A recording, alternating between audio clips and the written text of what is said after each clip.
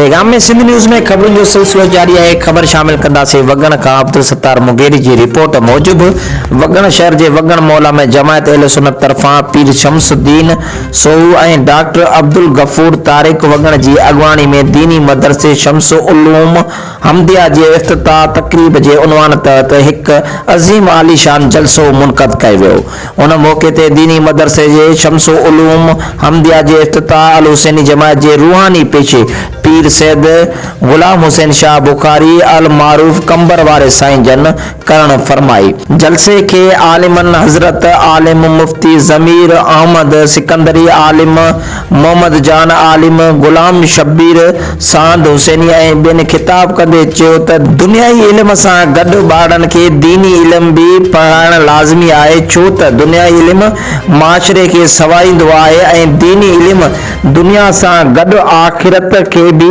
सवारींदो आहे। जलसे में नात ख़ान हाफिज अब्दुल सत्तार मुगेरी फकीर मारम अली खोसो हुसैनी ऐं बिन नातू पढ़ी सवन की तादाद में जलसे में ॿुधण आयल माण्हुनि जूं दिलियूं ठारे छॾियूं।